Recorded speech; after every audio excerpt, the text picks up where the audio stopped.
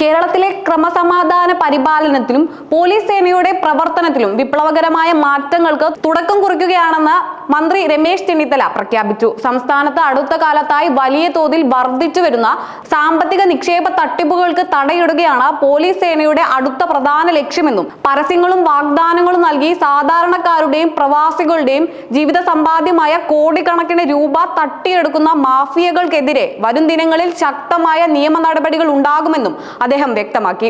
വെറുമൊരു ബോർഡും 2 ജീവനക്കാരുമായി ആരംഭിച്ച ആദ്യത്തെ 1-2 മാസം കൃത്യമായി ലാഭവിഹിതം നൽകി വിശ്വസ്തത നേടിയ ശേഷം ചുരുങ്ങിയ കാലയളവിനുള്ളിൽ കോടിക്കണക്കിന് രൂപയുടെ നിക്ഷേപം സ്വീകരിച്ച് മുങ്ങുന്നതാണ് ഇത്തരം തട്ടിപ്പ് സ്ഥാപനങ്ങളുടെ പുതിയ രീതിയെന്നും പണം നഷ്ടപ്പെട്ടാലും നാണക്കേട് ഭയന്ന് എന്നെ പറ്റിച്ചോ എന്ന ചിന്തയോടെ അത് പുറത്തു പറയാൻ മടിക്കുന്ന മലയാളിയുടെ പൊതു സ്വഭാവം ക്രിമിനലുകൾ മുതലെടുക്കുന്നുണ്ടെന്നും അദ്ദേഹം ചൂണ്ടിക്കാട്ടി. കേരള പോലീസിന്റെ ലഹരി വിരുദ്ധ ക്യാമ്പയിനായ തൂഫാൻ പ്രതീക്ഷിച്ചതിലും വലിയ വിജയമാണെന്ന് വിലയിരുത്തിയ മന്ത്രി ഇതിനകം 6182 കേസുകൾ രജിസ്റ്റർ ചെയ്ത് 6632 പേരെ അറസ്റ്റ് ചെയ്യുകയും 35 കോടിയിലധികം രൂപ മയക്കുമരുന്ന് പിടിച്ചെടുക്കുകയും ചെയ്തതായി അറിയിച്ചു. കേവലം നിയമ നടപടികളിൽ ഒതുങ്ങാതെ സംസ്ഥാനത്തെ 17,000-ഓളം സ്കൂളുകളിൽ ലഹരി വിരുദ്ധ പ്രതിജ്ഞയെടുത്ത് പതാക ഉയർത്തിയും 3000-ലധികം ബോധവൽക്കരണ സെമിനാറുകൾ സംഘടിപ്പിച്ചും വലിയൊരു സാമൂഹിക മുന്നേറ്റമാണ് തൂഫാൻ ലക്ഷ്യമിടുന്നത്.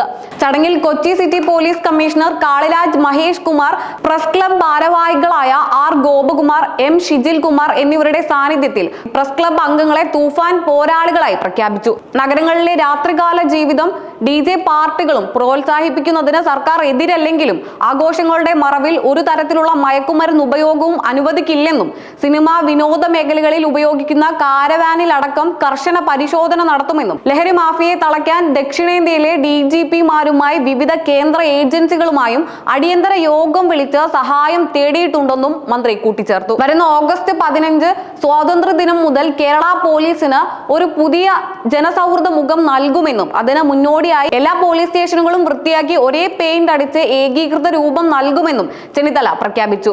പുതിയ പരിഷ്കാരങ്ങളുടെ ഭാഗമായി സംസ്ഥാനത്തെ പ്രധാനപ്പെട്ട 64 സ്റ്റേഷനുകളിൽ സർക്കാർ ഇൻസ്പെക്ടർമാരും മറ്റ് സ്റ്റേഷനുകളിൽ സബ് ഇൻസ്പെക്ടർമാരുമായിരിക്കും സ്റ്റേഷൻ ഹൗസ് ഓഫീസർമാരായി ചുമതലയേൽക്കുക. ബാക്കിയുള്ള CI-മാർക്ക് 3-4 സ്റ്റേഷനുകളുടെ മേൽനോട്ട ചുമതല നൽകുമെന്നും ഈ മാറ്റങ്ങൾക്ക് മുൻപായി ഉദ്യോഗസ്ഥർക്ക് ജില്ലാ തലത്തിൽ പ്രത്യേക പരിശീലനം നൽകുമെന്നും അദ്ദേഹം അറിയിച്ചു. പോലീസ് സ്റ്റേഷനുകളിലെ പരാതികൾ എത്രത്തോളം കാര്യക്ഷമമായി പരിഹരിക്കപ്പെടുന്നു എന്ന് പരിശോധിക്കാൻ പ്രത്യേക കംപ്ലൈന്റ് ഓഡിറ്റ് ഏർപ്പെടുത്തുമെന്നും കുറ്റം ചെയ്യുന്നവർ മാത്രം പോലീസിനെ ഭയന്നാൽ മതി എന്ന നിലപാടിൽ സാധാരണക്കാരോട് സൗമ്യമായി പെരുമാറുന്ന രീതിയിലേക്ക് സേനയെ മാറ്റുമെന്നും മന്ത്രി ഉറപ്പു നൽകി. ക്രമസമാധാനവുമായി ബന്ധപ്പെട്ട സമകാലിക വിവാദങ്ങളിൽ വ്യക്തമായ നിലപാട് വ്യക്തമാക്കിയ മന്ത്രി പെരുമ്പാവൂരിൽ ഉണ്ടായ ആൾക്കൂട്ട വിചാരണ അതീവ ഗൗരവത്തോടെയാണ് സർക്കാർ കാണുന്നതെന്നും ഇത്തരം കാടത്തങ്ങൾ അനുവദിക്കില്ലെന്നും കുറ്റക്കാർക്കെതിരെ കർശന നടപടി സ്വീകരിച്ചിട്ടുണ്ടെന്നും ഓർമ്മിപ്പിച്ചു. സാമ്പത്തിക തട്ടിപ്പുകാർക്കും ലഹരി മാഫിയകൾക്കുമെതിരെ പ്രഖ്യാപിച്ച ഈ വിട്ടുവീഴ്ചയില്ലാത്ത പോരാട്ടവും ഓഗസ്റ്റ് 15 നടപ്പിലാക്കുന്ന പുതിയ പരിഷ്കാരങ്ങളും കേരള പോലീസിനെ കൂടുതൽ ജനകീയവും കാര്യക്ഷമവുമാക്കുമെന്നും സംസ്ഥാനത്ത് നിയമവാഴ്ചയുടെയും ജനങ്ങളുടെ സുരക്ഷിതത്വവും സർക്കാർ പൂർണ്ണമായും ഉറപ്പാക്കുമെന്നും മന്ത്രി രമേശ് ചെന്നിത്തല വ്യക്തമാക്കി.